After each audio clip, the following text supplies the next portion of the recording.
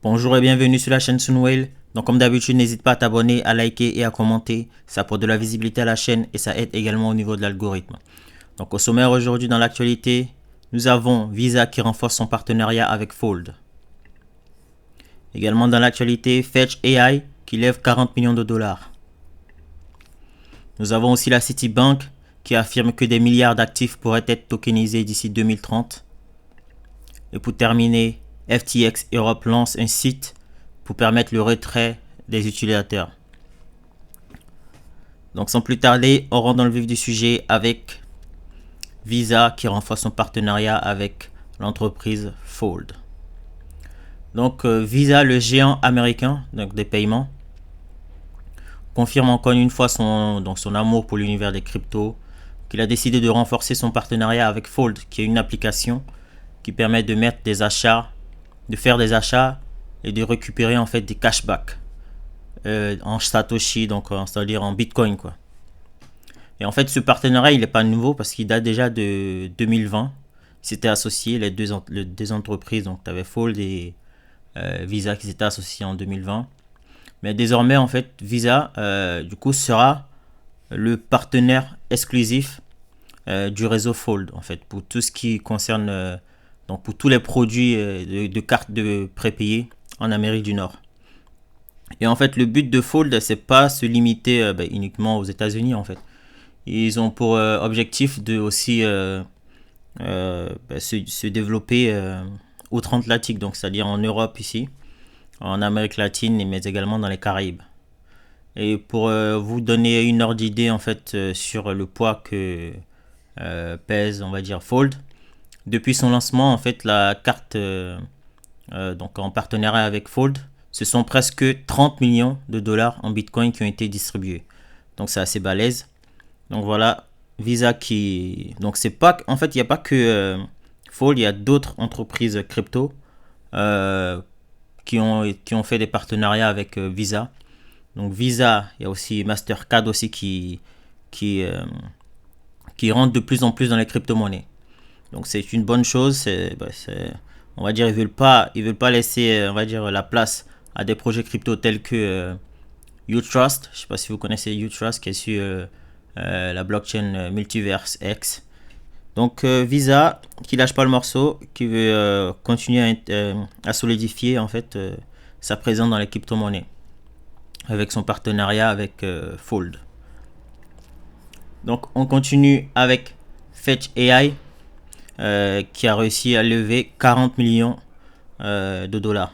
Donc depuis la sortie de ChatGPT, donc en novembre qui a été lancé, mais tous les projets à intelligence artificielle connaissent un essor assez incroyable. Et c'est aussi le cas de Fetch AI qui est dans les crypto-monnaies. Donc Fetch AI est un projet crypto donc il a bénéficié en fait de l'essor de l'intelligence artificielle. Et le projet en fait a pour but de fournir les outils nécessaires aux développeurs pour développer et monétiser en fait des applications qui tirent parti en fait de l'intelligence artificielle. Donc le jeton par exemple, le jeton que produit en fait Fetch AI s'appelle FET, donc FET, FET. Et donc il a une capitalisation boursière de près de 400 millions de dollars actuellement. Et donc du coup, c'est là que vient l'annonce. Donc le 30 mars, c'est-à-dire hier, les équipes de Fetch AI ont annoncé avoir finalisé une levée de fonds de 40 millions de dollars auprès de fonds d'investissement DWF Labs. Donc voilà, les crypto-monnaies et l'intelligence artificielle qui pompe actuellement. Et donc c'est une très très bonne chose que Fetch AI ait réussi en fait ce coup-là. Ça solidifie en fait sa place on va dire, dans le top des projets intelligence artificielle dans le monde des crypto-monnaies. Donc voilà, on continue avec la Citibank qui affirme que des milliards d'actifs pourraient être tokenisés d'ici 2030. Donc en gros, pour la Citibank, il fait le pari en fait que la tokenisation d'actifs réels basés sur la blockchain pour devenir en fait par exemple peut être prochain trending dans les crypto-monnaies par exemple. Donc on va peut-être tokeniser, je sais pas, votre chien, on va tokeniser votre voiture, etc. Et en fait, la banque estime que en fait, c'est un marché qui peut atteindre entre 4 000 et 5 000 milliards d'ici 2030. Donc c'est un gros marché en fait qu'on a devant nous là. Et du coup, vous aurez peut-être presque tous les objets, les choses de la vie réelle qui seront tokenisées à l'avenir. Donc soyez prêts. En tout cas, c'est ce que affirme la Citibank. Et on verra ce qui va se passer. Seul l'avenir nous le dira en fait. Donc on termine avec la dernière news concernant FTX Europe qui a réouvert du coup et qui permet en fait pour permettre le retrait des fonds en fait des clients. Donc la branche européenne FTX EU a lancé un site permettant aux clients européens de soumettre des demandes de retrait.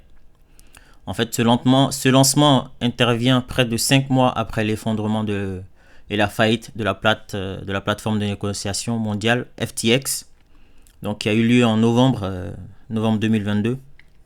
Et donc du coup, ils ont réouvert en fait leur nouveau domaine, en fait nom de domaine, pour permettre aux gens de pouvoir retirer leur argent. Et le nouveau nom de domaine, ça s'appelle ftxeurope.eu.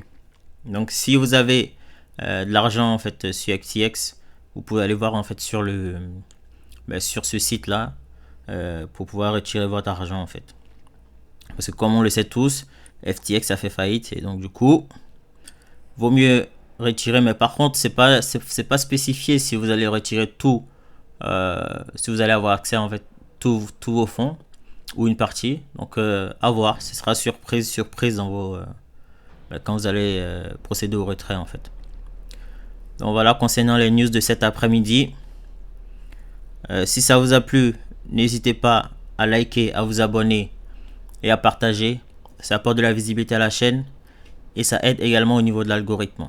Donc comme on dit toujours, c'est petit à petit que l'oiseau fait son nid et ça aide en fait.